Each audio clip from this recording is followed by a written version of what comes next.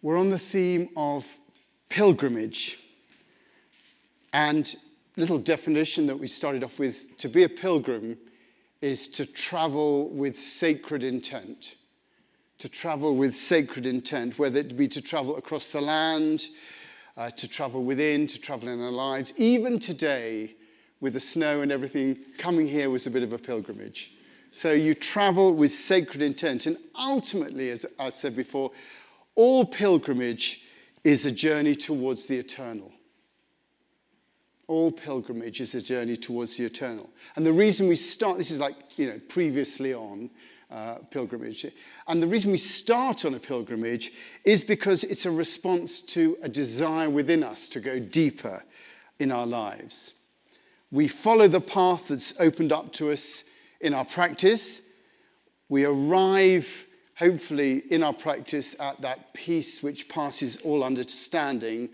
And at that time, we enter the present moment. There's an entry into the present moment, choosing to become that present moment. And therefore, I like the idea of, you're not just in the present moment, you become the present moment. Therefore, you're subsumed into the ground of all being. You become a vehicle for the divine nature in the world. And through that little process, the way becomes apparent to us. But as I said a couple of weeks ago, it's then that the trouble starts. Our minds say to us, surely you can just take a cab tomorrow on your pilgrimage. No one's going to know if you do that. It doesn't matter if you have a drink. Who cares about it? Just take it easy.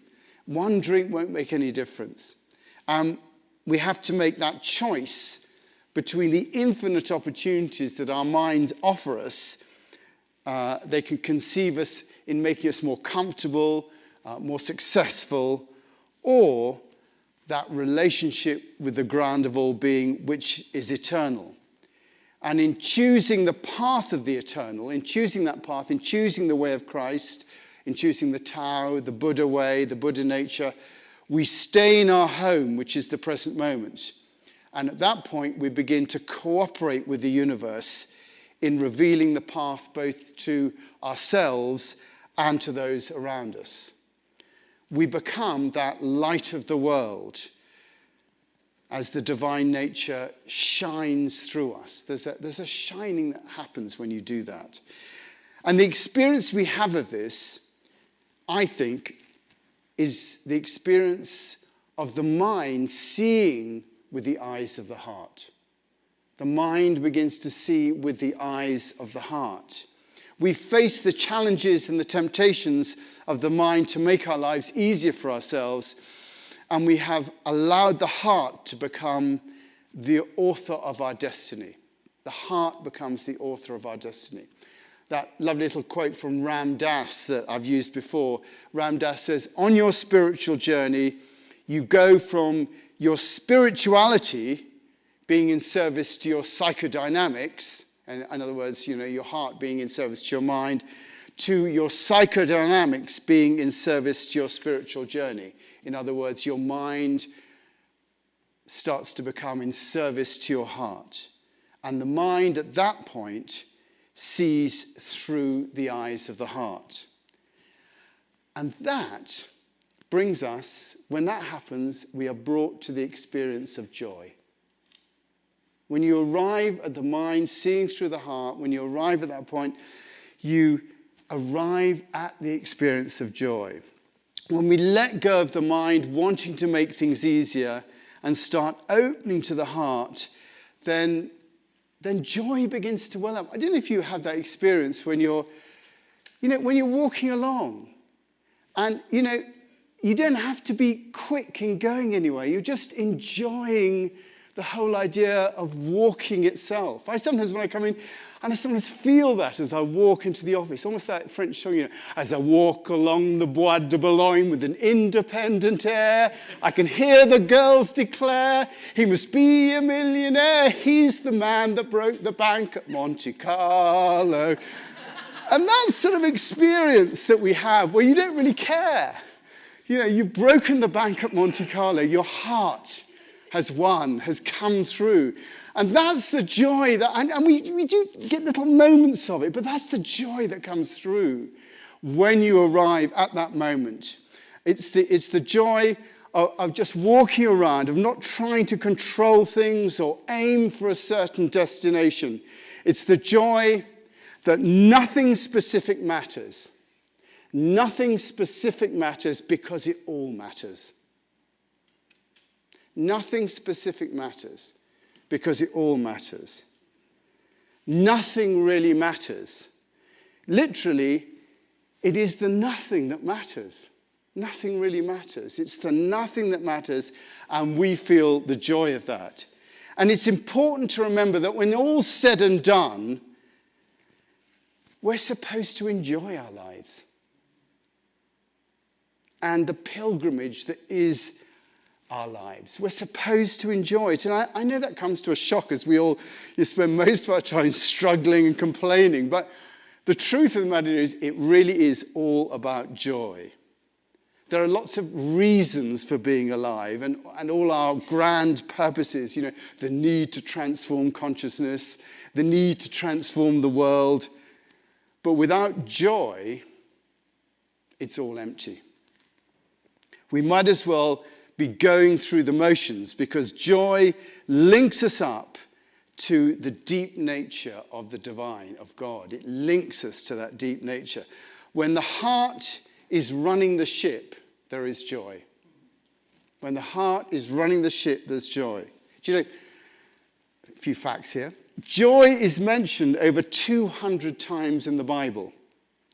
About the same number, it's good having a search engine, about the same number as light and wisdom. Same number, joy, light, wisdom.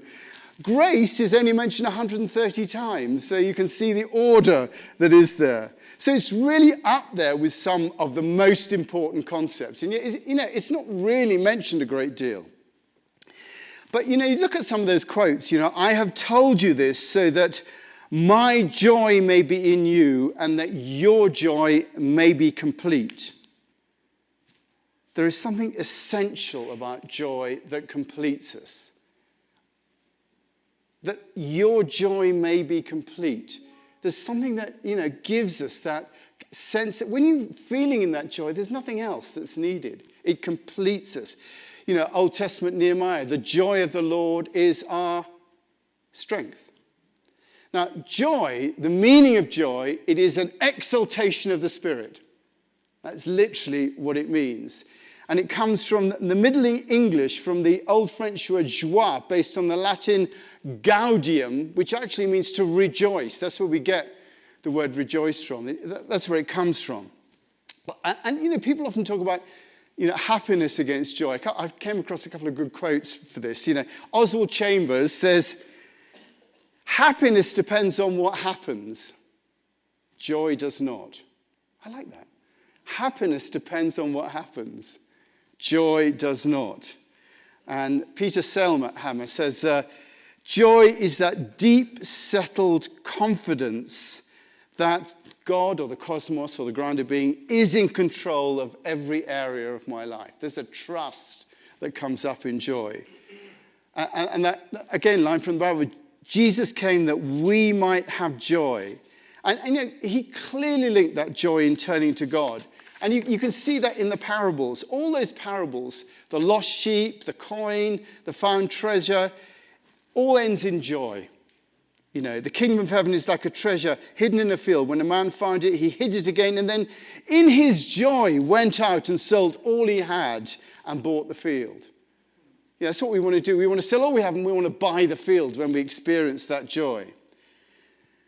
Joy is that experience we have when we realize the deep connection we have with the divine and with each other.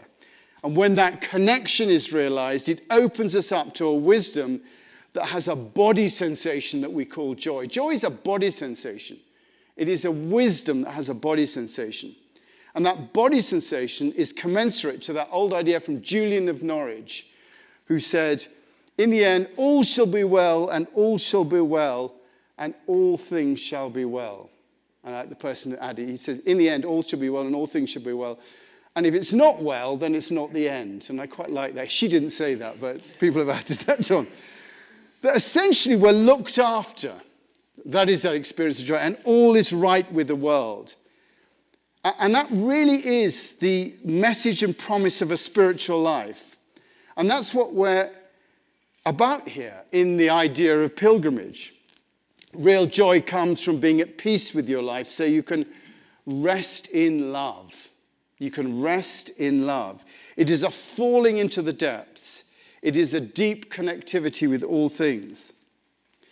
There's a wonderful passage from the Buddhist Dhammapada, and it's called Joy. I'm going to read it now. This is from the Dhammapada. Live in joy, in love, even among those you hate. Live in joy, in health, even among the afflicted. Live in joy, in peace, even among the troubled. Live in joy without possessions, like the shining ones.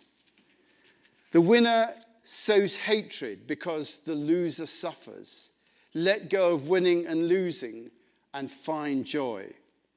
There is no fire like passion, no crime like hatred, no sorrow like separation, no sickness like hunger, and no joy like the joy of freedom.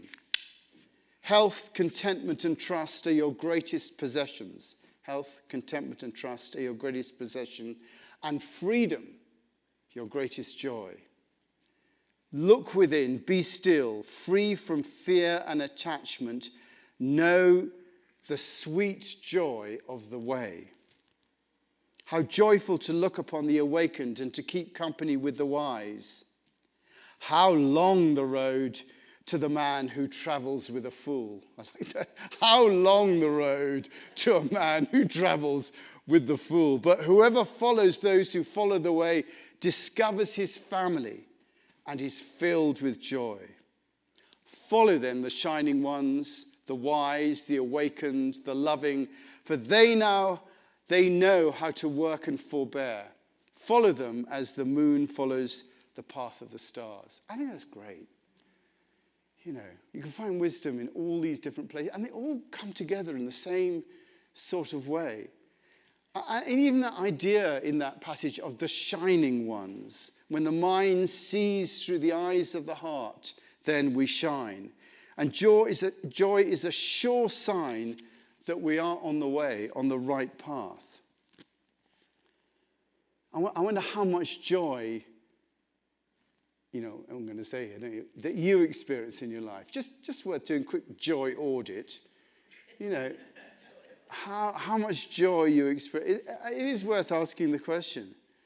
And if you feel not much, if you feel not much joy, then it is worth just considering that, reaching out and thinking, yeah, well, maybe, even in times of pain. There's that famous verse in Hebrews 12, fixing our eyes on Jesus, the pioneer and perfecter of our faith. And this is the key bit. It's talking about Jesus. For the joy set before him, he endured the cross. For the joy, and that's quite an important line, for the joy set before him. He's saying that the reason that he was willing to go through all that stuff was for the joy set before him. Joy was the center of the thrust, according to Scripture. And you really have to translate that he endured the cross, his suffering, because he knew that fundamentally he was connected to God, to the divine in all things. And there was a sense of wellness, even in the pain. And on our pilgrimage, it's about going through the pain into joy. We have to reach out for that. We have to stretch down through the murky waters to touch the bottom, the fundamental truth that all will be well. That is the fundamental truth. And what comes up to us at that moment when we touch the bottom is joy, the exaltation of the Spirit, literally leaping up out of our spirit into our hearts, a leap for joy. So joy is really about wellness, knowing that all will be well. that, as Einstein, he did or didn't say, that, that the universe is a friendly place. If you want the Bible version of that quote, it's Romans 8:28. All things count for good to those that love the Lord. That's a great thought. This really means that whatever's happening, it's fundamentally okay. To be united with God is to know that true joy that's at the center of all life and that we're here to experience. The whole of the second coming is really about joy. It's about that arrival of joy. The second coming, it's not lo, he comes in clouds descending. Derek Walcott put in a fantastic poem called Love After Love, which I love.